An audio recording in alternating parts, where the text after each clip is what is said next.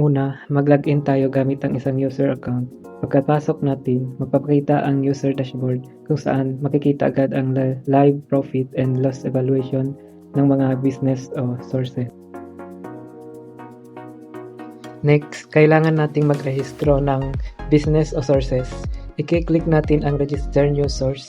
Dito sa kaliwa, ilalagay natin ang pangalan ng negosyo o business. Halimbawa ay isang coffee shop.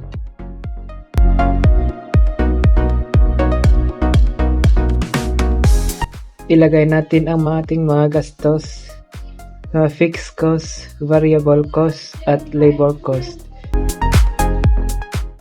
Ilagay din natin ang ating desired profit o ang gusto nating kitain.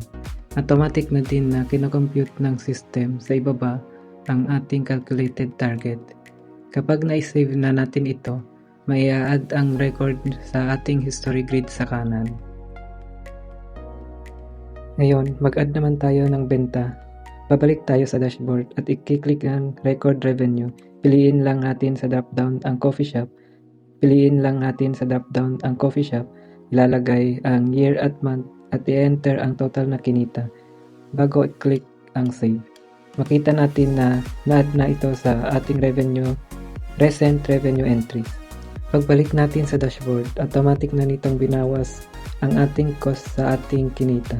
Dahil mas malaki ang nagastos kaysa sa pumasok na pera, ipinapakita ng system na negative ang ating net profit at naka-red o critical status ito para magbigay babala.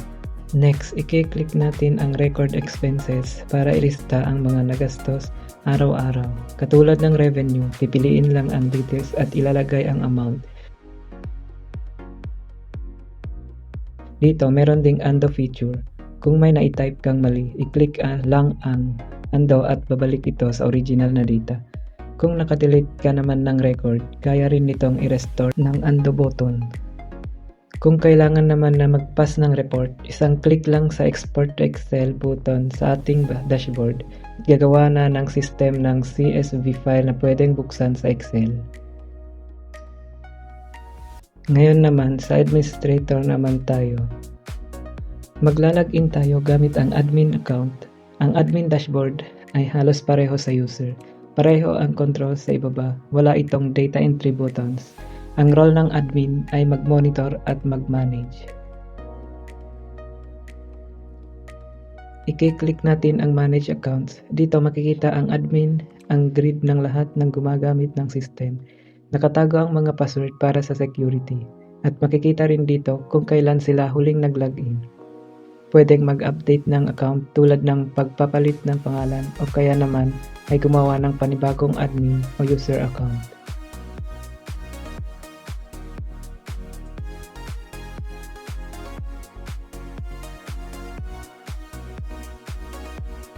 Gumagana rin ang undo button dito kung sakaling magbago ang isip ng admin habang nag-edit.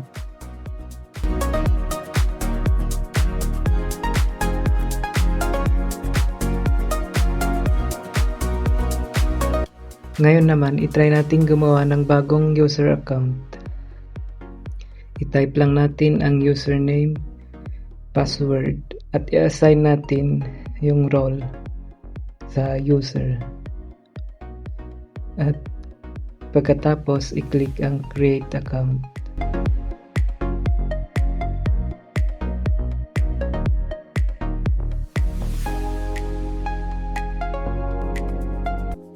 Panghuli, ang backend ng ating system gamit ang PHP MyAdmin. Dito makikita na lahat ng ipinasok nating data mula sa expenses, revenue, registered sources, hanggang sa user details.